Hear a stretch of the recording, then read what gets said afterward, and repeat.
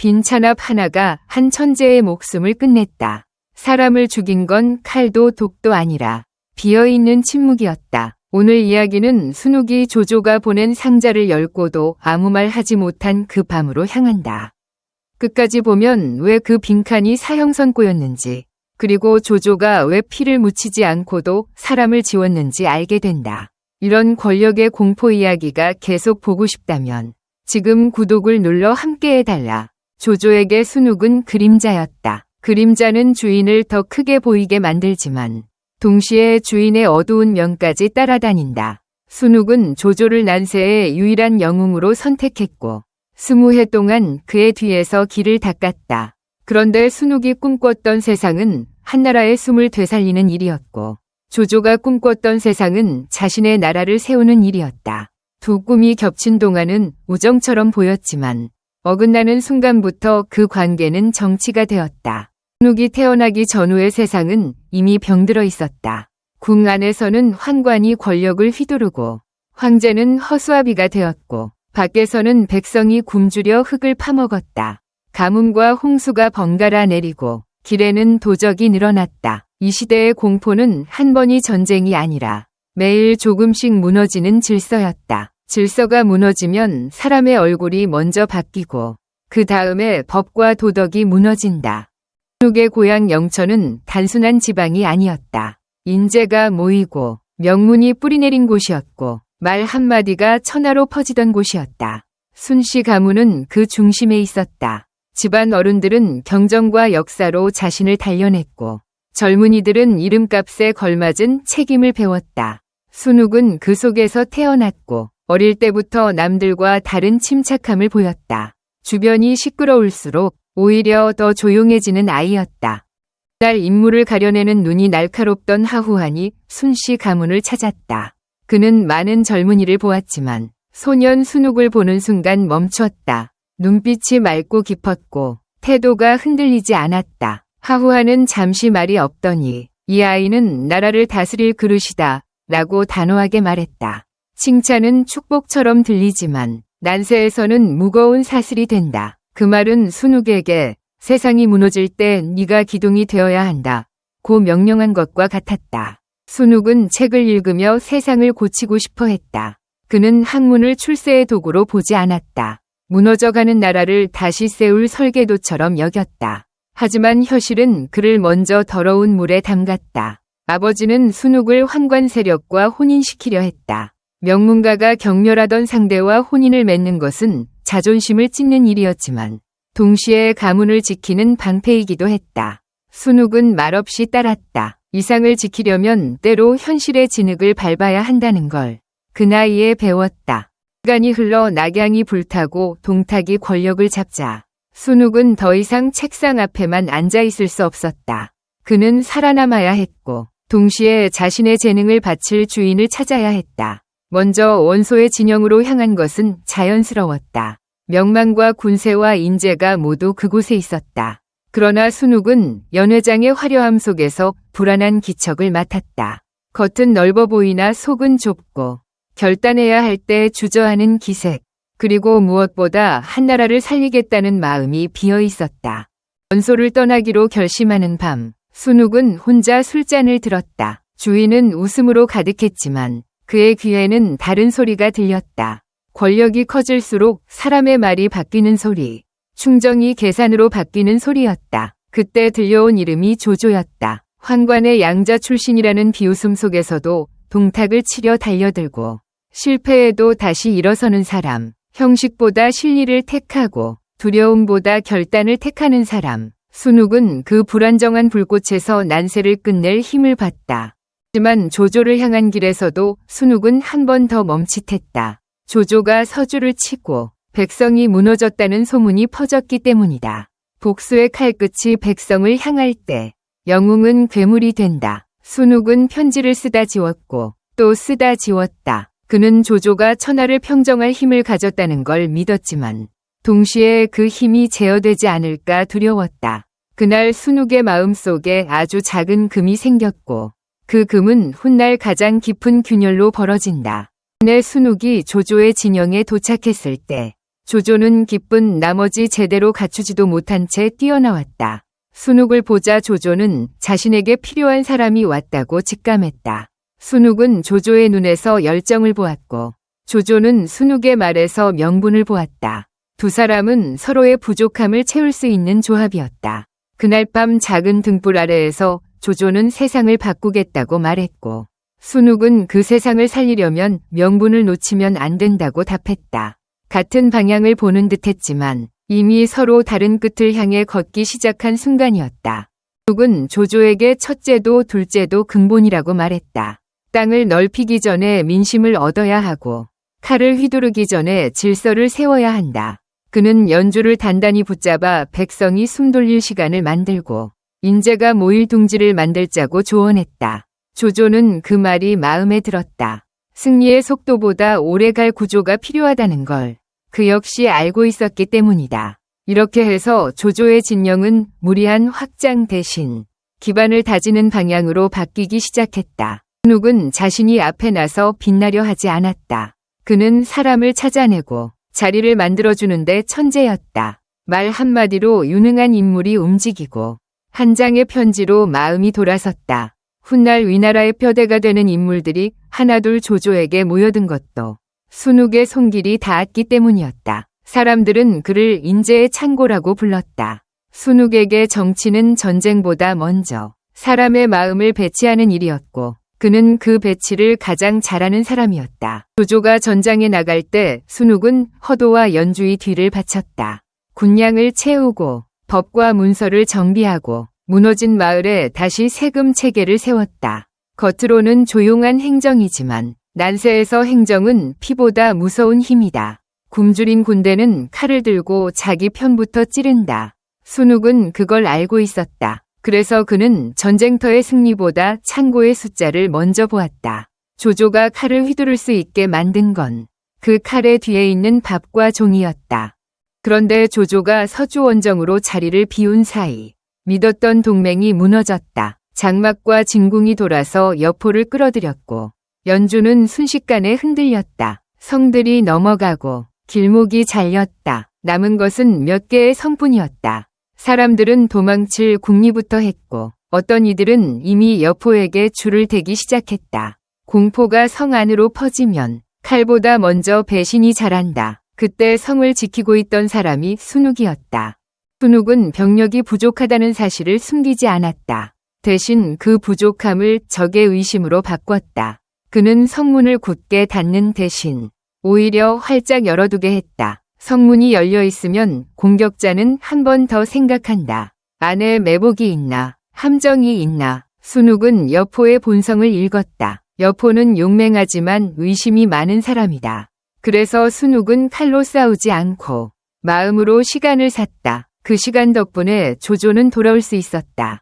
밤마다 성 안에서는 소문이 돌았다. 조조는 끝났다. 여포가 천하의 무장이다. 이제 살아남으려면 빨리 항복하자. 그 소문은 불처럼 번지지만 불은 바람의 방향을 타고 움직인다. 순욱은 그 바람의 방향을 바꿨다. 배신하려는 자를 불러 조용히 설득했고 겁에 질린 백성에게는 약속했다. 지금 이 성을 지키면 내일은 너희가 지켜진다. 그의 말은 화려하지 않았지만 이상하게도 사람들의 숨을 고르게 만들었다. 난세에서 가장 큰 무기는 사람을 진정시키는 목소리다. 조조가 돌아왔을 때 성은 아직 무너지지 않았다. 조조는 그 사실을 보고 처음으로 확신했을 것이다. 이 사람은 단순한 책사가 아니라 내 운명을 붙들어주는 사람이다. 조조는 순욱을 더 깊이 신뢰하게 되었고 순욱 역시 조조가 천하를 통일해 한나라의 질서를 바로잡을 것이라는 희망을 놓지 않았다. 그 시절 두 사람은 물과 물고기처럼 붙어 다닌다고들 했다. 하지만 물과 물고기에도 조건이 있다. 물이 흐려지면 물고기는 숨이 막힌다. 조조의 세력이 조금씩 안정되자 순욱은 더 큰 판을 제안했다. 천자를 받들어 모시자는 것이었다. 당시 황제는 전쟁과 내란 속에서 떠돌았고 조정은 폐허가 되어 있었다. 대부분의 군벌은 황제를 부담으로 여겼다. 힘없는 황제를 모셔오면 오히려 발목만 잡힌다고 생각했다. 그러나 순욱은 다른 것을 봤다. 황제의 몸이 아니라 황제의 이름이 가진 무게, 그 무게가 천하의 마음을 움직인다는 사실을 그는 정확히 알고 있었다. 순욱은 조조를 설득하기 위해 고전의 사례를 꺼냈다. 옛날 패자들은 약한 왕실을 받들어 명분을 얻었고 그 명분으로 천하를 움직였다. 지금도 마찬가지라고. 황제를 보호하는 자는 단순한 군벌이 아니라 질서를 되살리는 사람으로 보일 것이라고. 조조의 장수들은 불평했다. 괜히 굶주린 황제를 데려와 우리는 의전만 떠안고 손발이 묶일 것이라고. 그러나 순욱은 단호했다. 짐이 아니라 무기다. 민심이라는 가장 강력한 무기를 얻는 길이다. 악양의 폐허에서 황제를 만나는 순간은 상징 그 자체였다. 조조의 장수들은 황제의 초라한 모습에 속으로 비웃었지만 순욱은 말에서 내려 진흙을 밟고 무릎을 꿇었다. 옷이 더러워져도 상관없었다. 그가 꿇은 것은 한 사람에게가 아니라 400년의 역사 앞이었다. 그 순간 백성들은 통곡했고 조조의 군대는 자신들이 단순한 약탈자가 아니라 구원자라는 이야기 속에 들어가기 시작했다. 그리고 조조는 그 이야기의 주인이 되었다. 황제를 허도로 옮긴 뒤 세상은 조조를 다르게 보기 시작했다. 명령은 황제의 이름으로 내려졌지만 사람들은 실권이 어디에 있는지 알고 있었다. 순욱은 마음속으로 믿었다. 이제 조조가 황실을 보호하고 한나라를 다시 일으키는 길로 갈 것이라고. 그는 조조가 문왕처럼 끝까지 황실을 받드는 재상이 되기를 바랐다. 하지만 조조에게 이 전략은 다른 의미였다. 황제는 보호해야 할 존재가 아니라 이용할 수 있는 도구였다. 같은 문장을 두 사람이 다르게 읽기 시작한 순간부터 균열은 더 빠르게 번졌다. 순욱은 상서령으로 조정의 모든 살림을 맡았다. 법을 정비하고 제도를 고치고 사람들의 원망을 줄이기 위해 밤을 새웠다. 그의 집무실 등불은 새벽까지 꺼지지 않았다. 적들조차 순욱의 문장을 보면 옷깃을 여미고 읽었다고 한다. 그만큼 공정하고 논리적인 사람이었다. 조조가 전쟁터에서 칼을 들고 있을 때 순욱은 나라라는 몸을 치료하는 의사였다. 그런데 의사는 환자를 살리고 싶어 하지만 전쟁의 승자는 종종 다른 꿈을 꾼다. 환자를 살리는 것이 아니라 새로운 몸을 만들고 싶어 한다. 북방의 거인 원소가 하북을 통일하고 내려왔을 때 조정은 공포에 잠겼다. 조조의 병력은 부족했고 장수들의 마음도 흔들렸다. 그때 순욱은 조조의 두려움을 정면으로 붙잡아 세웠다. 원소의 단점과 조조의 강점을 차갑게 비교하며 승산이 있다고 말했다. 결단력과 통솔과 인재 등용의 기준에서 조조가 우위라고. 조조는 그 말을 듣고 다시 숨을 쉬었다. 순욱은 단순히 격려한 것이 아니라 실제로 허도에서 보급과 행정을 붙들어 관도 전선을 버티게 했다. 전쟁은 창고에서 이긴다는 말을 그는 몸으로 증명했다.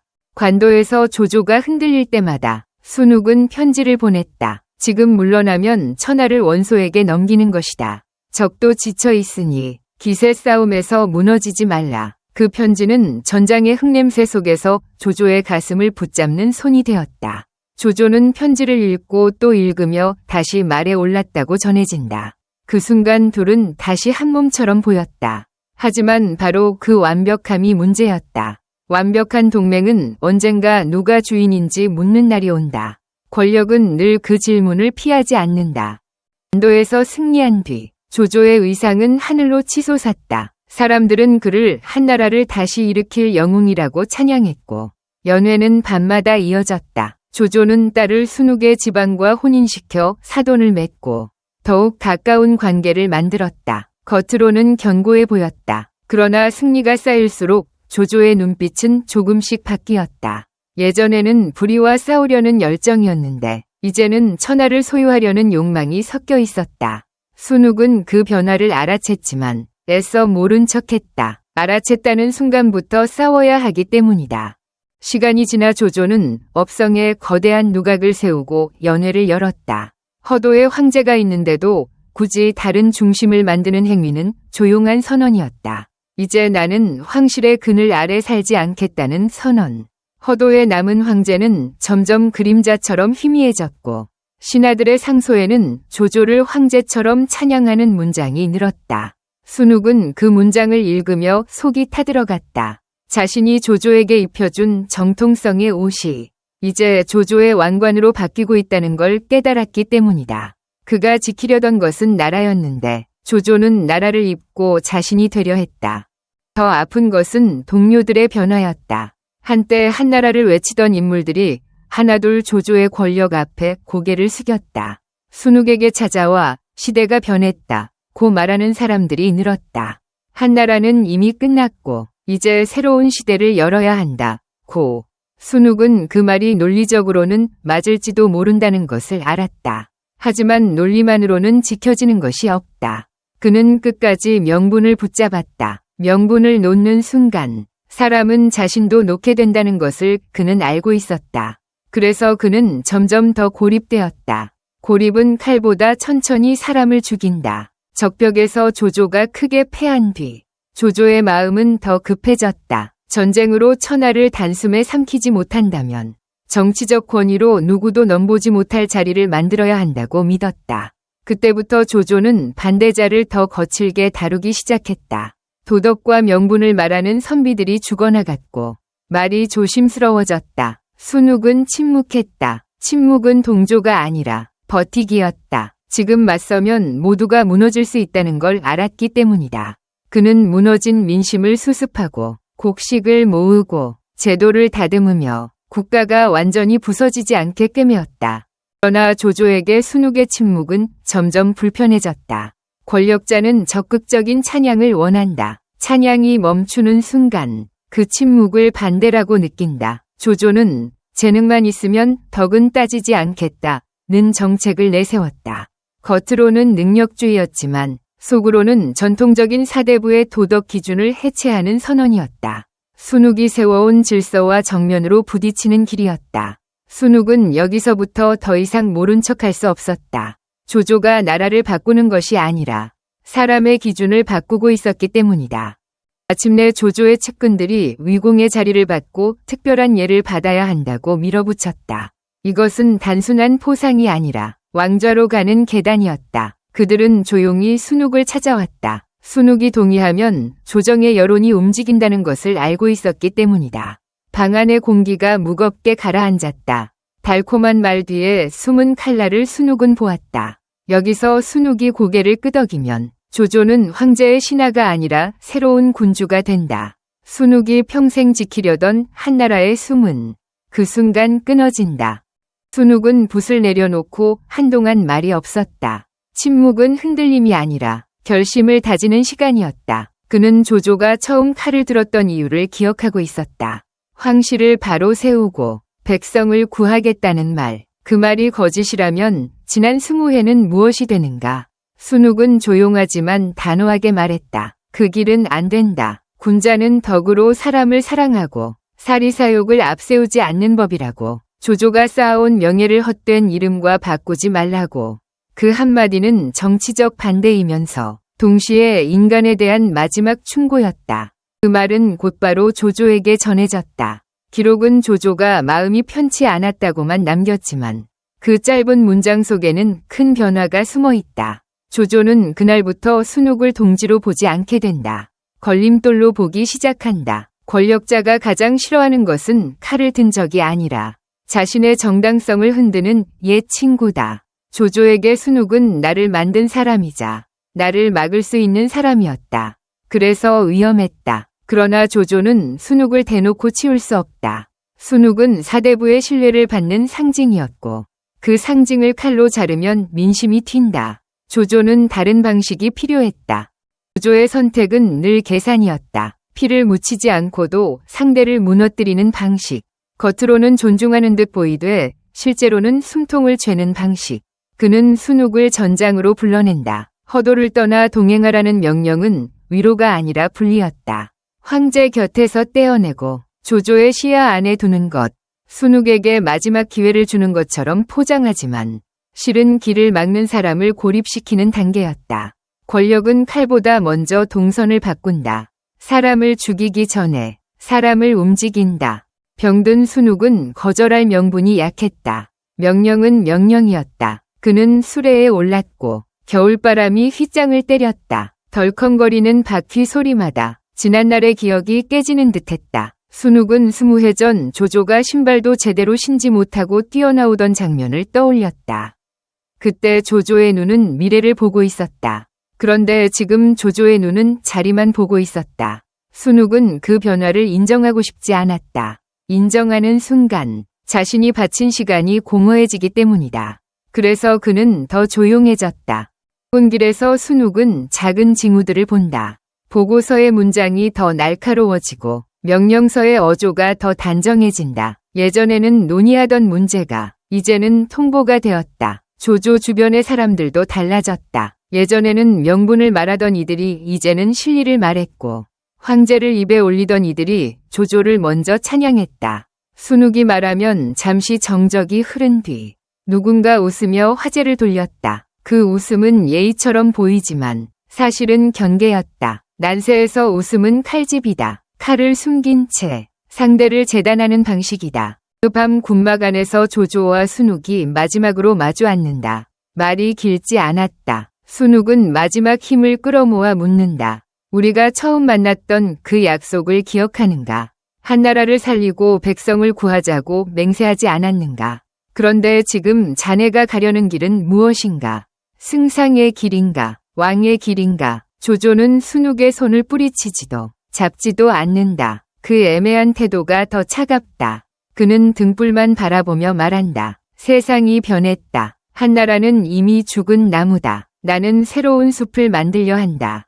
그 대답은 순욱의 심장을 조용히 찢는다. 죽은 나무라는 말은 순욱이 평생 섬겨온 이름을 부정하는 것이었고 동시에 순욱이라는 사람 자체를 부정하는 말이었다.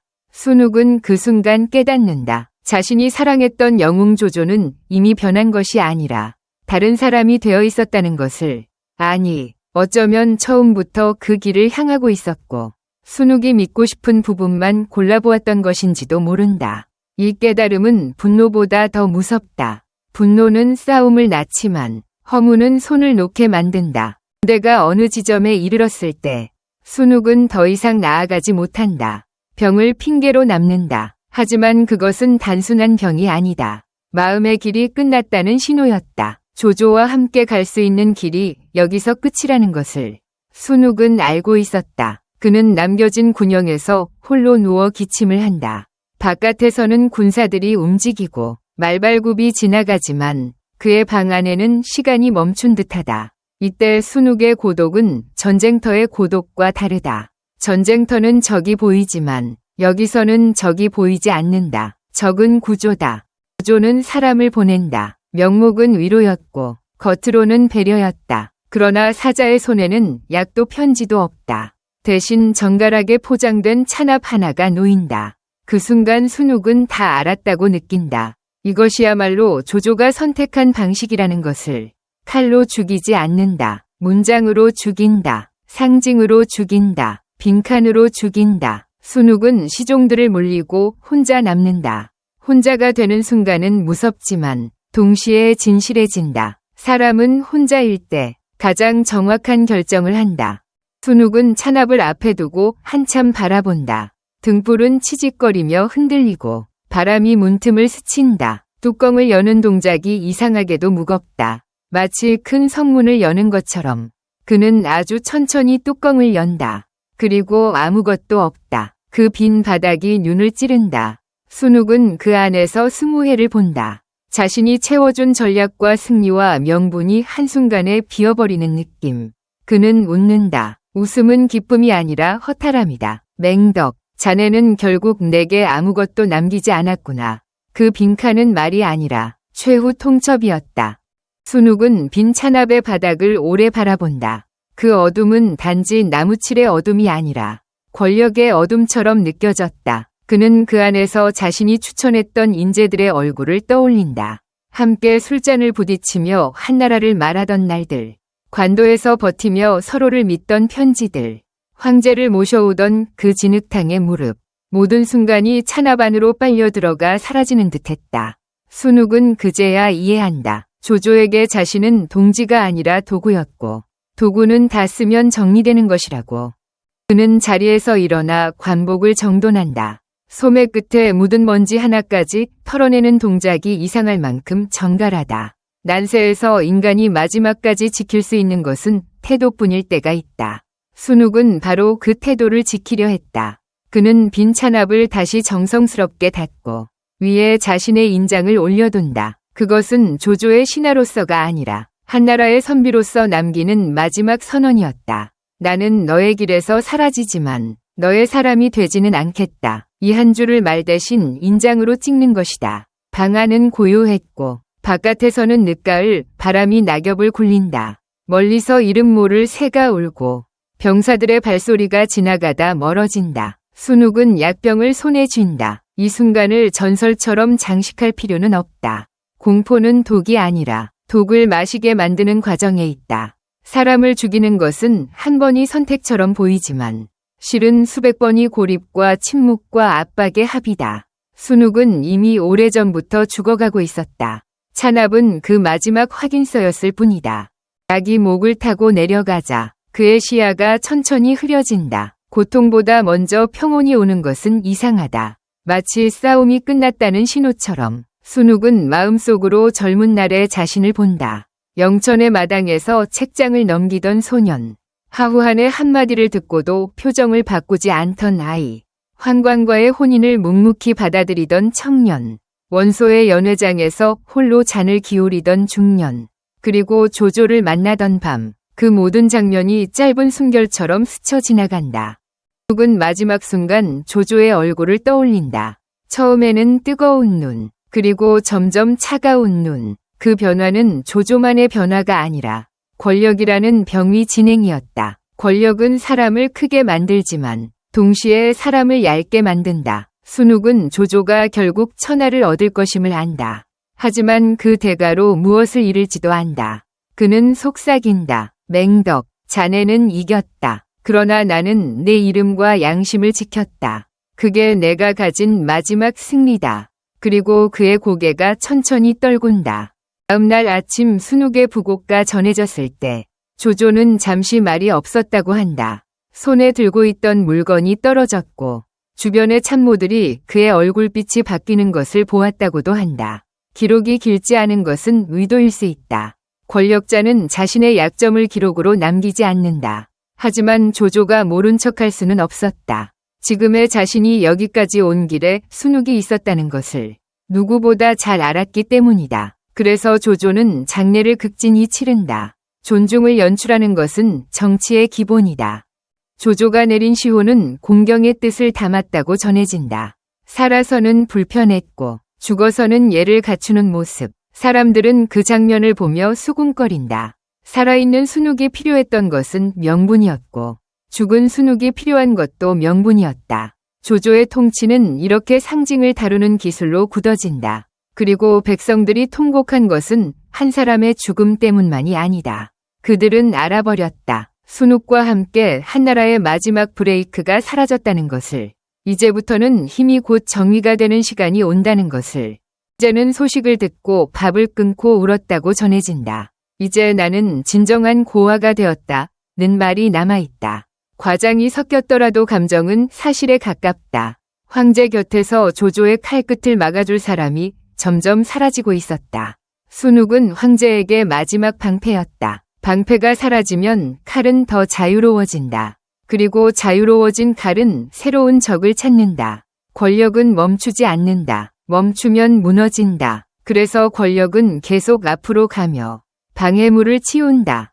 순욱이 사라진 뒤 조조의 길은 놀랄 만큼 빨라지나 그 다음 해 조조는 위공의 자리에 오르고 특별한 예를 받는다. 누구도 공개적으로 막지 못한다. 반대는 이제 목숨을 건 행동이 된다. 조조의 주변에는 명분보다 실리를 중시하는 사람들이 더 목소리를 키운다. 순욱이 지키려던 왕도는 점점 희미해지고 패도의 언어가 넓어진다. 순욱의 빈 찬압은 개인의 비극이 아니라 시대의 방향을 바꾸는 신호탄이었다.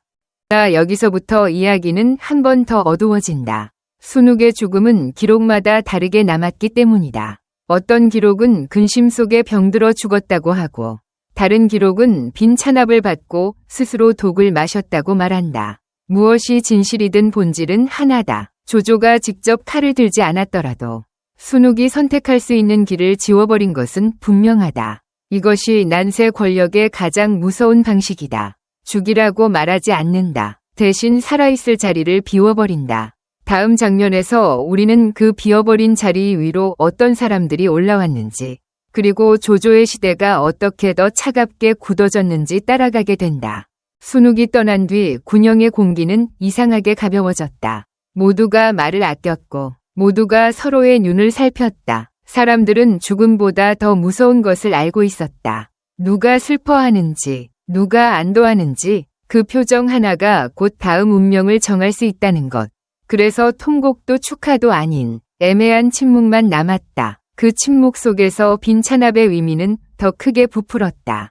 소문은 발이 빠르다. 누군가는 순욱이 병으로 쓰러졌다고 했고, 누군가는 조조가 보낸 상자를 열자마자 스스로 약을 마셨다고 속삭였다. 누가 시작했는지는 중요하지 않았다. 난세에서는 사실보다 분위기가 먼저 역사가 된다. 그리고 그 분위기는 사람들의 행동을 바꾼다. 며칠 사이에 관청의 문서 말투가 달라지고 상소문의 문장이 조심스러워졌다. 순욱의 이름을 입에 올리는 것조차 위험한 듯한 공기가 깔렸다. 허도로 음구가 들어오던 날, 거리는 조용했다. 조용한데도 사람들의 어깨가 떨렸다. 울음소리가 커서가 아니라 억눌러서 떨렸다. 순욱을 직접 본 적 없는 백성들도 문 앞에 나와 고개를 숙였다. 그들은 순욱이 누구 편이었는지보다 무엇을 붙잡고 살았는지를 기억했다. 한나라라는 이름이 아직 숨을 쉬고 있다고 믿게 해주던 마지막 문장. 그 문장이 이제 관 속으로 들어간다는 느낌이 사람들을 무너뜨렸다. 조조는 장례를 크게 치르게 했다. 예를 갖추고 격식을 세우고 조정의 대신들을 움직였다. 겉으로는 존중이었지만 속으로는 경고였다. 나와 다투었던 사람도 이렇게 예를 받는다. 그러니 너희는 더 조용히 내 길을 따르라.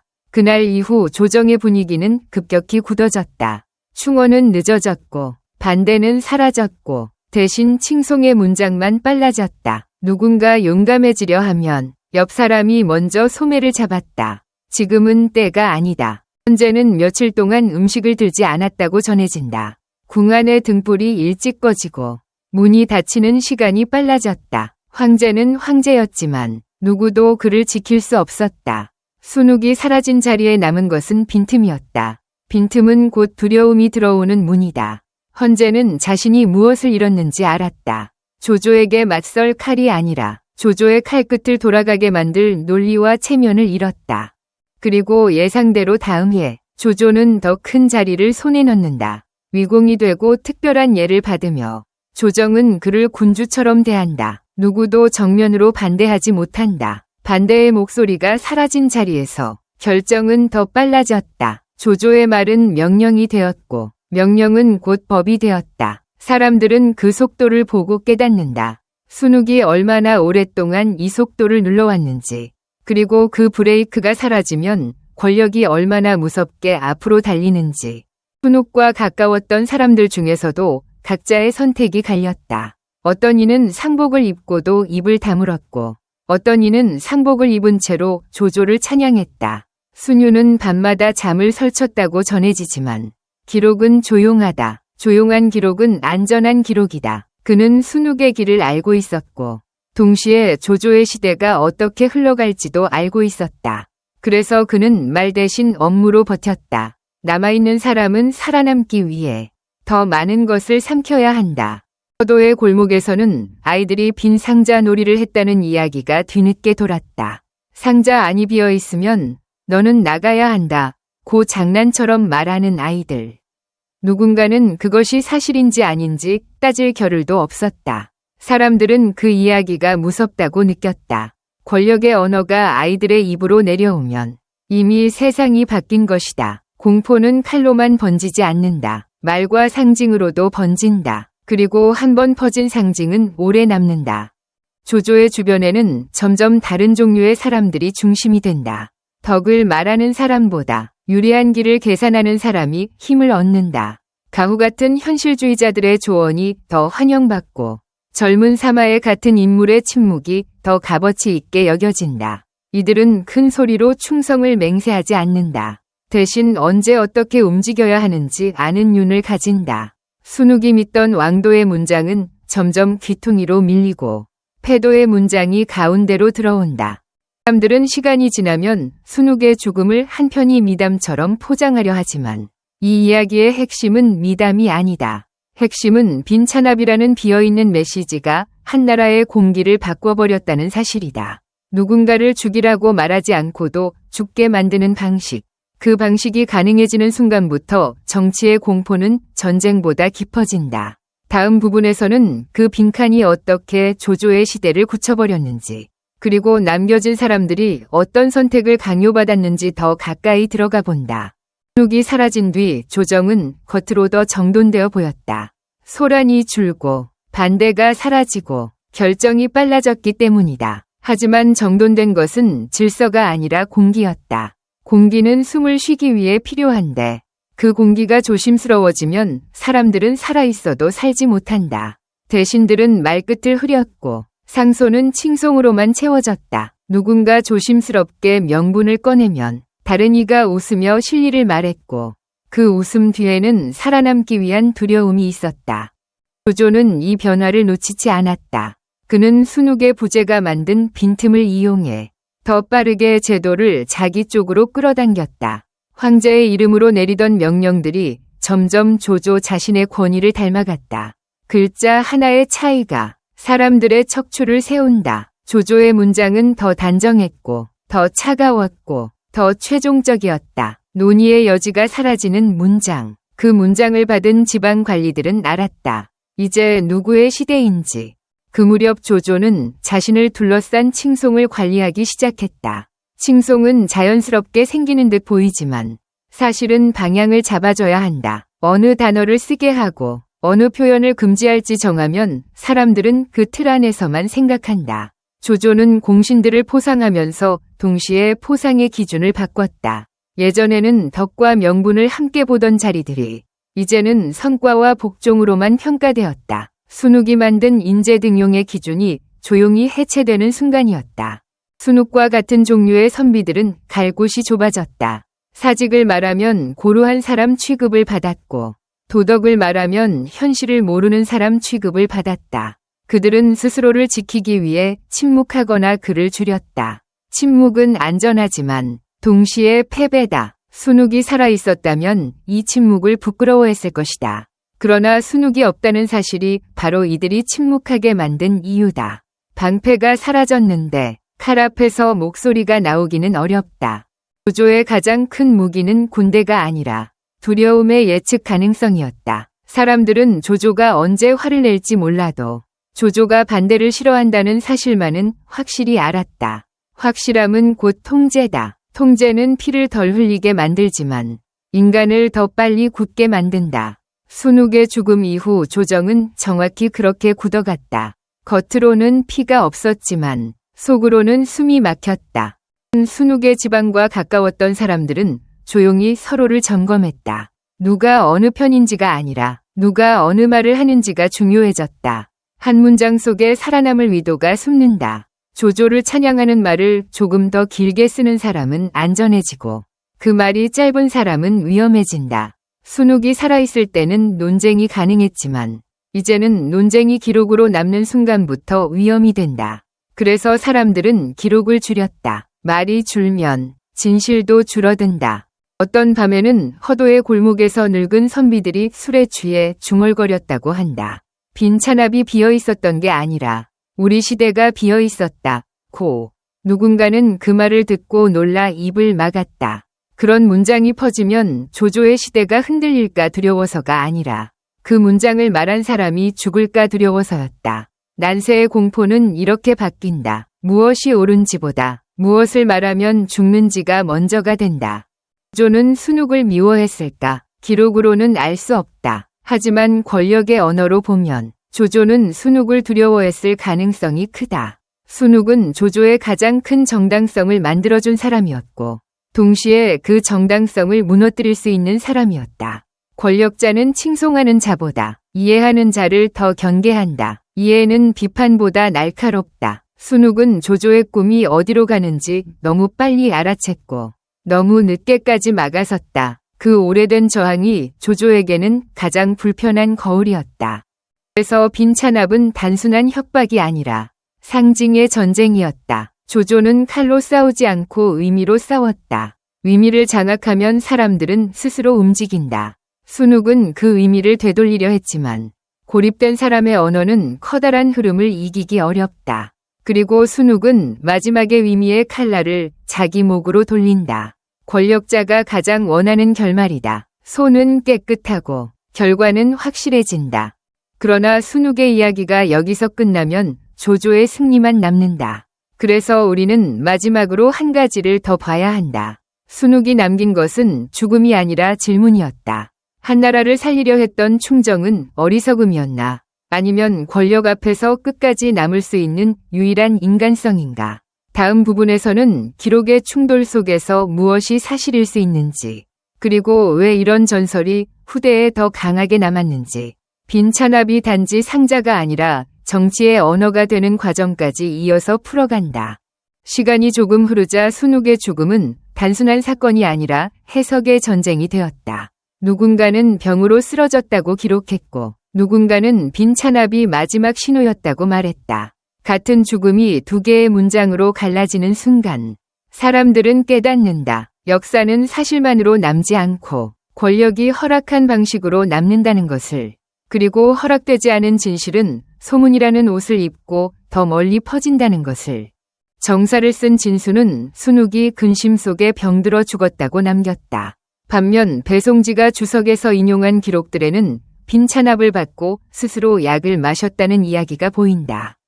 어느 쪽이 더 사실에 가까운지 단정하기는 어렵다. 하지만 한 가지는 분명하다. 이런 차이가 생긴다는 것 자체가 당시 분위기가 이미 정면 처형을 기록하기 어려운 공포의 구조였다는 증거라는 점이다. 기록이 조심스러워졌다는 사실이 곧 권력이 날카로워졌다는 뜻이다. 빈찬압 이야기가 힘을 갖는 이유는 단순하다. 사람들은 칼보다 상징을 오래 기억하기 때문이다. 칼은 한번 휘둘러지고 잊히지만 상징은 누구나 따라할 수 있어 더 위험하다. 빈찬압은 누구의 손에도 피를 묻히지 않으면서도 상대에게 선택을 강요한다. 그 선택은 겉으로 자발적이지만 속으로는 강제다. 그래서 사람들은 이것을 가장 우아한 사례라고 부른다. 우아함은 아름다움이 아니라 책임을 지우는 기술이다. 허도 관청에 한 설이 한 명이 있었다는 이야기가 전해진다. 그는 순욱이 남긴 문서를 정리하라는 지시를 받았고 밤새 서고에서 봉인된 장부를 옮겼다. 서리는 문서의 무게를 느꼈다. 종이가 무거운 이유는 글자가 많아서가 아니라 그 글자가 사람의 목숨을 바꿔서다. 그는 순욱의 서체를 보며 잠시 손이 멈췄다고 한다. 그 글씨에는 흔들림이 없었고 그 흔들림 없음이 오히려 슬펐다. 사람은 흔들릴 때 살아있는 것 같은데 그 글씨는 이미 결심한 사람의 숨결처럼 차가웠다. 그 서리는 순욱의 책상 서랍에서 미완성 편지 한 장을 보았다는 소문도 있다. 누군가에게 보내려다 접어둔 글, 마지막 줄에서 멈춘 문장. 그 문장은 완성되지 않았기 때문에 더 무서웠다. 완성된 글은 결론이 있지만 미완성은 질문만 남긴다. 그 질문이 무엇이었는지는 아무도 모른다. 다만 그 서리는 그날 이후 말을 줄였고 술을 마시면 빈 상자 이야기하지 말자 고만 반복했다고 한다. 이런 이야기들이 살아남는 이유는 후대가 순욱을 필요로 했기 때문이다. 권력이 너무 강해지면 사람들은 반대의 상징을 찾는다. 순욱은 승리한 자가 아니라 지워진 자였고 그래서 더 깨끗한 상징이 된다. 그는 실패했지만 포기하지 않은 사람으로 남는다. 후대의 선비들은 순욱을 통해 자신들이 지키고 싶은 기준을 다시 말할 수 있었다. 권력을 직접 비판할 수 없을 때 사람들은 죽은 사람의 이름으로 살아있는 시대를 비판한다. 동시에 빈찬압 이야기는 조조에게도 편리한 면이 있다. 조조가 직접 죽이지 않았다는 여지를 남겨주기 때문이다.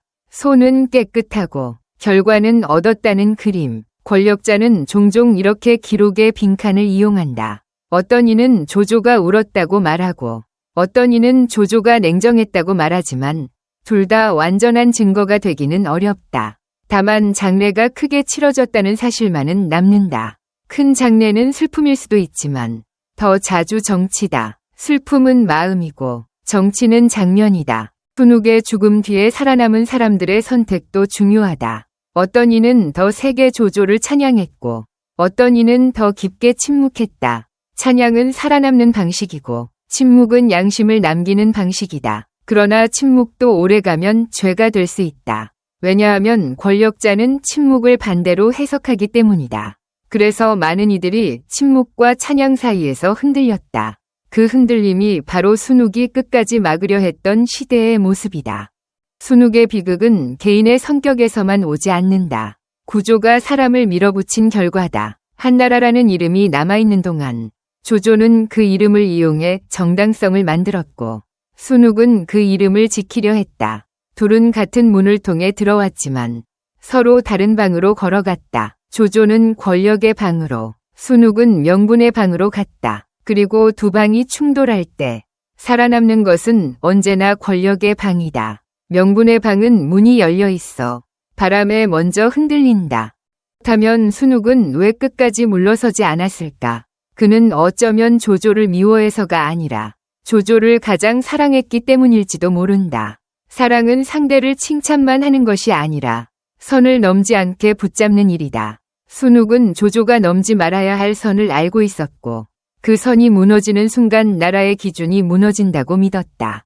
그래서 그는 마지막까지 반대했고 마지막에는 자신을 지웠다. 다음 부분에서는 그가 지키려 했던 선이 무너진 뒤 조조가 어떤 속도로 달렸는지 그리고 그 달리기가 남긴 후유증이 무엇이었는지 이어서 보여준다. 순욱이 떠난 다음 조조의 질주는 더 이상 숨기지 않았다. 위공의 자리를 받고도 멈추지 않았고 위왕에 오르며 의정과 권력을 황제처럼 누렸다. 조정은 이미 굳어 있었고 반대는 사치가 되었다. 사람들은 순욱이 살아있었다면 최소한 속도는 늦어졌을 것이라 말했지만 역사는 가정으로 바뀌지 않는다. 다만 한 가지는 확실하다. 브레이크가 사라진 권력은 스스로 멈추지 않는다는 점이다. 조조가 바꾼 것은 자리만이 아니었다. 사람들의 기준을 바꿨다. 덕과 명분이 중심이던 질서를 성과와 복종의 질서로 밀어냈고 그 틈에서 더 차가운 인재들이 중심으로 올라왔다. 말이 적고 속을 감추며 때를 읽는 사람들, 웃음으로 칼을 숨길 줄 아는 사람들, 이런 사람들은 난세에 적응이 빠르다. 순욱이 꿈꾸던 왕도는 이런 환경에서는 숨을 쉬기 어렵다. 왕도는 공기가 맑아야 살고 패도는 공기가 탁할수록 강해진다. 시간이 지나 조조가 병들어 누웠을 때 어떤 밤에는 그가 잠에서 깨어 잠시 말이 없었다는 전언이 있다. 그 말없음이 무엇을 뜻하는지는 누구도 단정할 수 없다. 그러나 권력자의 밤은 종종 낮보다 정직하다. 낮에는 사람을 속이지만 밤에는 자기 자신을 속이기 어렵다. 조조가 떠올린 것이 황제의 얼굴이었을지 순욱의 얼굴이었을지 알 수 없지만 한 가지는 생각할 수 있다. 순욱을 지운 순간 조조는 한 사람을 잃은 것이 아니라 자신을 붙잡던 마지막 거울을 잃었다. 순욱의 빈 찬압은 그래서 한 사건을 넘어 하나의 장치가 되었다. 권력자가 직접 칼을 들지 않아도 정적이 사라지는 장치, 반대자가 스스로 무너지게 만드는 장치, 그리고 주변 사람들이 그 장치를 보고 스스로 줄을 서게 만드는 장치. 공포는 이렇게 확산된다. 한 사람의 죽음이 끝이 아니라 시작이 된다. 그 뒤로는 더 많은 사람이 같은 방식으로 조용히 입을 다물고 조용히 고개를 숙인다. 순욱을 미화할 필요는 없다. 그도 정치 속에서 타협했고 환관과의 혼인 같은 오점도 있었다. 그러나 그가 끝까지 붙잡은 것은 단순한 이상이 아니라 시대의 기준이었다. 기준이 무너지면 누구도 안전하지 않다는 사실. 오늘 나를 살리는 계산이 내일 나를 죽이는 칼이 될 수 있다는 사실. 그는 그 위험을 알고 있었다. 그래서 그는 비극적이지만 동시에 무서운 선택을 한다. 살아남아 도구가 되느니 차라리 사라져 기준을 남기겠다는 선택이다. 이 지점에서 순욱의 죽음은 단순한 자결이 아니라 사회적 탓살로 보이기도 한다. 사람을 죽이라고 말하지 않지만 살 수 있는 자리를 지워버리는 방식, 관계를 끊고 말의 길을 막고 선택지를 하나로 줄이는 방식, 빈찬압은 그 모든 압박의 마지막 도장이다. 독은 마지막 동작일 뿐이고 진짜 독은 그 전에 이미 퍼져 있었다. 그것은 고립의 독이고 배신의 독이며 시대가 변했다는 말로 사람을 설득하는 독이다. 그래서 우리는 마지막 질문으로 돌아온다. 순욱은 왜 조조를 선택했는가? 그는 조조를 영웅으로 믿었고 조조를 통해 한나라를 살릴 수 있다고 믿었다. 그 믿음이 순욱의 천재성을 빛나게 했지만 동시에 순욱의 눈을 가리기도 했다. 인간은 자신이 만든 선택을 정당화하려는 습성이 있다. 순욱도 예외가 아니었을 것이다. 그러나 마지막 순간 그는 정당화 대신 인정했다. 조조는 내가 꿈꾼 길이 아니었다. 그리고 그 인정이 그의 마지막 행동을 결정했다. 순욱의 이야기는 권력의 공포가 피해서 오지 않는다는 것을 보여준다. 진짜 공포는 사람을 죽이는 순간이 아니라 사람이 말하지 못하게 되는 순간에 생긴다. 말이 사라지면 기준이 사라지고 기준이 사라지면 누구든 도구가 된다. 순욱은 도구가 되기를 거부했고 그 거부가 죽음으로 표현되었다. 그래서 이 이야기는 잔혹하지만 동시에 잔혹함이 조용하다. 조용하기 때문에 더 현실적이고 더 오래 남는다. 빈찬압이 우리에게 던지는 질문은 단순하다. 당신이 평생 지킨 명분이 어느 날 비어버리는 순간 당신은 무엇으로 자신을 증명할 것인가? 살아남기 위해 무엇을 포기할 것인가? 그리고 무엇을 끝까지 남길 것인가? 순욱은 끝까지 이름과 양심을 남겼다고 믿었고 조조는 끝까지 권력과 나라를 남기려 했다. 둘 중 누가 옳았는지를 단정하기보다 우리는 둘의 선택이 만들어낸 결과를 봐야 한다. 그 결과는 삼국의 시작이자 한나라의 끝이었다. 오늘 이야기의 마지막 장면을 다시 떠올려보자. 등불 아래 빈찬압을 바라보는 한 사람. 그 상자 안에는 아무것도 없지만 사실은 너무 많은 것이 들어있다. 20해의 시간, 한나라의 숨, 한 사람의 충정, 그리고 권력이 사람을 지우는 방식. 빈칸은 때로 가장 완벽한 문장이다. 이것이 순욱의 이야기이며 권력의 진짜 공포다. 다음 영상에서도 이런 숨은 역사와 인간의 어둠을 계속 파헤칠 테니 구독과 좋아요로 함께해달라.